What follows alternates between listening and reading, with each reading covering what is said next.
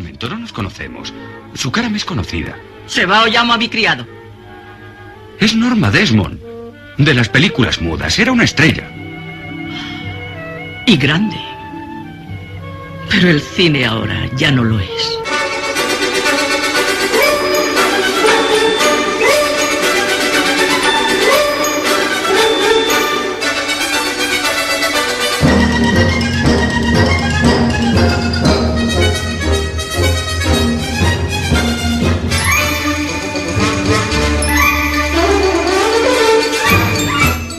Bueno, y vuelve para esta temporada ese personaje que la temporada pasada pues se encargó de sacarle los colores a las grandes películas del cine actual, y esta vez pues creo que las va a dejar más en evidencia aún, pues nos va a recomendar esos grandes clásicos toda la semana. Buenas noches, José. Muy buenas noches, Raúl. ¿Te pillo nervioso o qué? ¿Cómo? ¿Te pillo nervioso? Sí, un poco. a ver lo que andas tramando tú. Va, este año voy a ser bueno, te lo prometo. Sí, no, creo. Sí. Mejor. Bueno, pues nada, se escuchaba un poco de esa banda sonora que deja entrever un poco de la película de la que nos va a hablar hoy, ¿no? Sí, pero vamos a dejar un poquito el misterio, porque la banda sonora, aunque de las conocidas de la historia, este tema en sí no es lo más conocido, aunque luego lo han usado para programas de televisión y demás. Uh-huh. Venga, vamos a empezar esta sección de solo cine clásico. Sí. Hablando de la que seguramente sea la definición de película, antonomasia, es esta cinta. Pero antes de decir el título, antes de nada, una brevísima introducción para hacernos una idea de cómo surgió toda la película en sí. Venga. ¿Vale? Nos situamos en una noche de octubre de 1938. ¿Vale? Allí lo típico es tras la cena, estoy hablando de Estados Unidos, a las 6 de la tarde o un poco más tarde, pues todos se reunían en familia, cuando aún no había televisor, se reunían delante de la radio, a escuchar cualquier programa, a ver qué ponían aquella noche. Pero resultó que todas las familias que pusieron aquella noche la radio, esperando escuchar un programa normal y corriente, de cualquier tipo de entretenimiento, de acción, de ciencia ficción, se encontraron con algo aún más realista y para lo que nadie estaba preparado, que fue la narración de una invasión extraterrestre auténtica. ¿Vale? La gente de verdad se asustó. ¿Cómo fue aquello que la centralita de policía recibieron llamados durante toda la noche? Aquello fue un auténtico caos, fue todo falso. O sea, aquello fue todo falso. Y el responsable fue un chaval de 23 años llamado Orson Welles. ¿Vale? Esto es una pequeña introducción de qué clase de persona estamos hablando, ¿vale? Qué clase de genio tenía. ¿Vale? Tras aquello que fue muy sonado, tuvieron que al día siguiente pedir disculpas por todo lo que sucedió, porque fue realmente una catástrofe casi. Las productoras de Hollywood se fijaron en este chaval, dijeron que veían que tenía portento, ya todo el mundo lo llamaba el Chico Maravilla. Así que todos empezaron a ofrecerles contratos a qué productora se iba, y fue finalmente la RKO la que le ofreció un contrato de total libertad creativa y financiera para hacer 2 películas, así que aceptó. Claro, todo el mundo te considera un chico maravilla, tienes un contrato magnífico, vives en el sitio más feliz del mundo, ahora lo que falta es hacer una película para hacer dinero. Y aunque tenía varias ideas, ninguna cuajaba. Hace unos meses, cuando hicimos el especial de Apocalipsis Now, dijimos que una de las ideas que tenía era hacer El corazón en las tinieblas. Otra idea era versionar su programa de la Guerra de los Mundos, hacerlo película, pero no lo tenía claro, no sabía qué iba a poder hacer. Y una noche en una fiesta donde conoció a William Randolph Hearst, que era el magnate de la prensa, un hombre más poderoso casi que el presidente del país, pues se fijó en su figura, en la estela que iba marcando, y decidió que iba a hacer una película sobre él, basando en el poderoso hombre americano que tiene todas las cosas que no necesita, y lo único que necesita, que quiere de verdad, no puede tenerlo. Eso básicamente es la idea resumida de lo que va Ciudadano Kane. Es un auténtico drama. La película en sí de Ciudadano Kane arranca con un documental, nada más morir él, hablando de su vida, de sus logros, de cómo fue, de quién fue, pero tras acabar el documental de 10 minutos, vemos como todos los que se han encargado de hacer esta mini película llegan a la conclusión de que no saben realmente quién es Charles Foster Kane. O sea, fue un hombre poderoso, pero quién fue en realidad, por qué hizo lo que hizo, qué le motivaba a ser quien era. Así, qué significó las últimas palabras que dijo. Su última palabra fue Roswell, ¿vale? que como curiosidad, Rosebud es algo que decía realmente Hearst, y venía a ser el mote cariñoso que le ponía a cierta parte del cuerpo femenino de su amante. Ajá, pues mira, Bueno, ya he aprendido algo que no sabía. No diré más.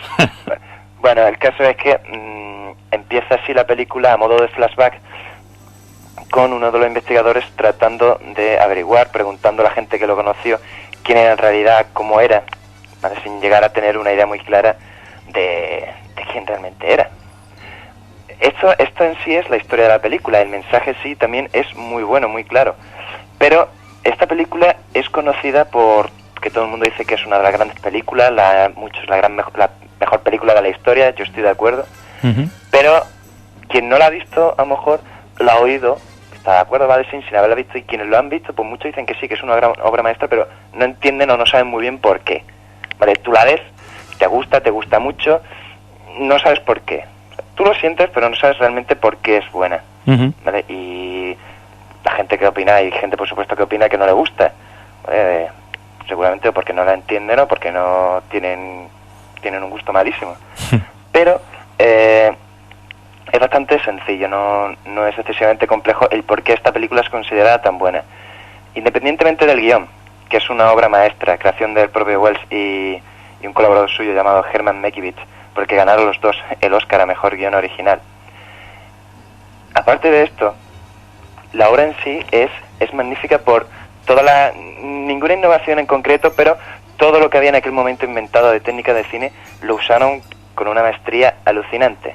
Para empezar, la película en aquella época siempre comenzaba por el principio de la historia y acababa con el final de la historia. Contaba una historia, empezaba y acababa.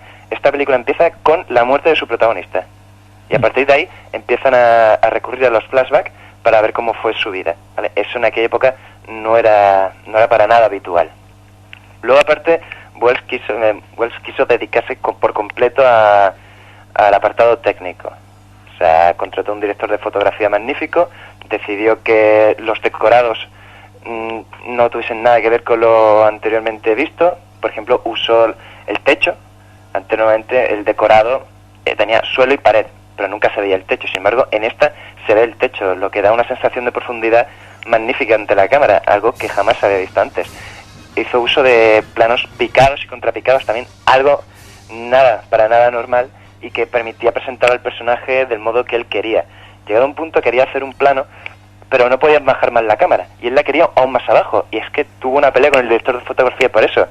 Se fue muy indignado, volvió al rato con un hacha y empezó a destrozar el suelo hasta que metió la cámara para que estuviera a la altura del suelo, ¿vale? Estamos hablando de cosas así. Uh-huh.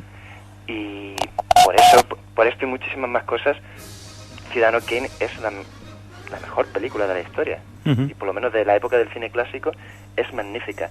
Y antes que acabar, recomendar material de esta película, magnífico. Hay un libro que se llama Orson Welles, La dignidad estética, de Juan Hernández L., de Editorial Ediciones JC, que es un libro magnífico porque compara la vida en sí de Orson Welles con todos los personajes de sus películas, porque todos tenían algo especial, algo característico, algo propio de Welles, y sobre todo el de Foster Kane tiene una similitud con la propia vida de Orson Welles, magnífica. Uh-huh. Y luego una película se llama RKO 281, que era el plató de rodaje donde se rodó Ciudadano Kane, en los estudios de la RKO, y bueno, cuenta eso, cómo fue el rodaje de Ciudadano Kane, todos los problemas que tuvieron con Hearst, que intentó boicotear la película, y la verdad es que está muy interesante. Uh-huh. Pues, hombre, yo no sé si lo sabes, pero está, bueno, con motivo del 70 aniversario, ahora en septiembre, a mediados de septiembre, creo que sale la versión en Blu-ray. He escuchado yo por ahí, ya no sé si tú sabías algo de eso. Hombre, posiblemente, pero otra cosa que sí es verdad, hay copias muy buenas, uh-huh, tanto originales como en internet, hay copias magníficas de Ciudadano Kane, y mucha gente hoy en día cuando la ve, cuando acaba el primer documental, que supuestamente son imágenes un poco más cutrecillas, con cámara de la época, uh-huh, y la primera imagen, haciendo uso de claros oscuros, que se ve toda la habitación oscura, apenas iluminada, y el humo de los cigarrillos, cuando aún se podía fumar, iluminando la escena, realmente parece que estás viendo una película moderna en blanco y negro tipo La lista de Schindler, uh-huh, con una calidad muy buena. ¿Tú crees que a partir de esa película pues hubo un antes y un después en la forma de hacer cine? Por eso también puede ser una película pues pues que sea de las mejores que se han hecho.